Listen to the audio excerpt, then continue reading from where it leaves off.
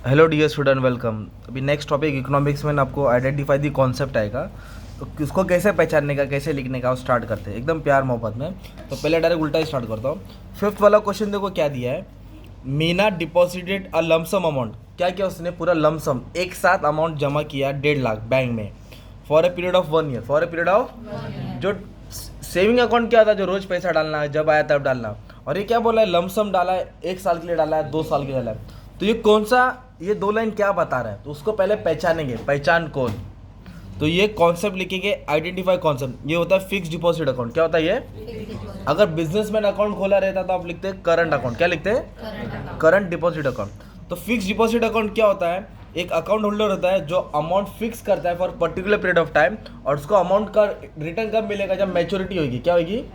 1 साल 2 साल के बाद। और इधर रेट ऑफ इंटरेस्ट क्या मिलता है? ज़्यादा मिलता है। There is high rate of interest. ये 4 लाइन डाल देने का था तुमको। इस तरह तुमको 2 मार्क्स मिल जाएगा। 1 मार्क पहचानने का और 4 लाइन 6 लाइन लिख के एक्सप्लेनेशन का। अभी और एक पढ़ा देता हूँ। इधर क्या बोला है? पहले थर्ड वाला लेते। प्रकाश रिसीव मंथली पेंशन। क्या मिल रहा है इसको? जो गवर्नमेंट एम्प्लॉय होता है, जब वो जॉब छोड़ता है 50 साल रिटायरमेंट के बाद, उसको पेंशन मिलता है फ्रॉम द स्टेट गवर्नमेंट। तो पेंशन एक कौन सा इनकम होता है? ट्रांसफर इनकम होता है। क्या होता है वो? कुछ कर रहा नहीं है पर पैसा मिल रहा है। Pension, gift, donation transfer income होता है। नेशनल इनकम का पार्ट है, राइट। तो ट्रांसफर इनकम क्या है? The income which is receive by an individual without rendering any service. मतलब वो कुछ काम नहीं किया पर पैसा आया, कुछ काम नहीं किया पर पैसा। तो वैसे इनकम को बोलते हैं ट्रांसफर इनकम। तो pension receive by Prakash, pension receive by Prakash is a part of individual income, and other hand it is a part of government expenditure. In this case Prakash does not work for state government but gets income in the form of pension. मतलब वो काम तो नहीं कर रहा है but he is getting the income, therefore it is known as transfer income. तो transfer income लिखने का था आपको 4 लाइन लिखेगा तो भी चलेगा ना यार, सिंपल। अब एक सेंटेंस देखो क्या दिया है। Price of salt increase by 20 to 50। Price कितना बढ़ गया? तो प्राइस कम हो गया, बढ़ गया? प्राइस बढ़ गया, okay. Still there is no change in demand. Demand में कोई चेंज नहीं हुआ, डिमांड वैसे ही है। मतलब प्राइस बढ़ा, प्राइस बढ़ा पर डिमांड, जब कोई चेंज नहीं आता ना तो उसको बोलते हैं परफेक्टली इन इलास्टिक। क्या बोलते हैं? Perfectly elastic. और एक उसका भाई है परफेक्टली इलास्टिक। मतलब प्राइस कम हुआ, डिमांड इन अनगिनत बढ़ा तो उसको इन्फिनिट बोलते हैं ना।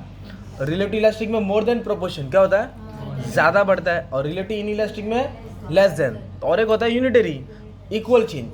तो इधर क्या बोला? प्राइस कम हुआ पर डिमांड कुछ चेंज नहीं हुआ। तो आपका आंसर था परफेक्टली इनइलास्टिक। क्या लिखेंगे? तो ऐसे लिखेंगे, when change in price bring about commodity no change in demand. क्या लिखेंगे? बस 4-6 लाइन लिख के खत्म कर देने का ना। हो सकता है डायग्राम याद हो तो डायग्राम ही बना दो इसका, ओके।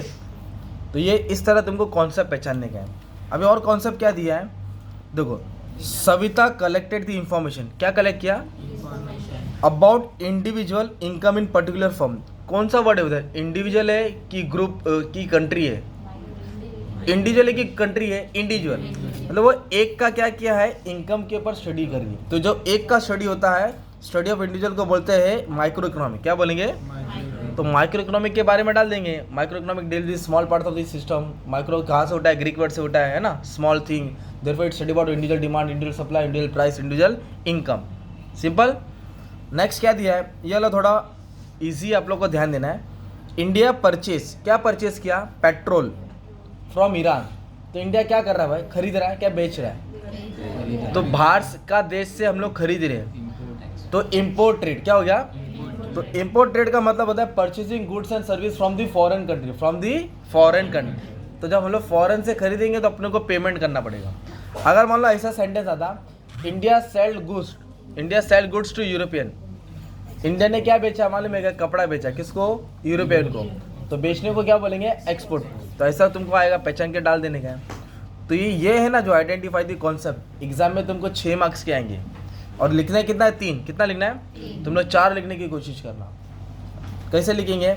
मतलब बोर्ड का पेज रहेगा ना, आधा इधर आधा इधर आधा इधर आधा इधर, ऐसा करके तो तुम्हारा मार्क्स कवर हो जाएगा, ठीक है। Thank you very much.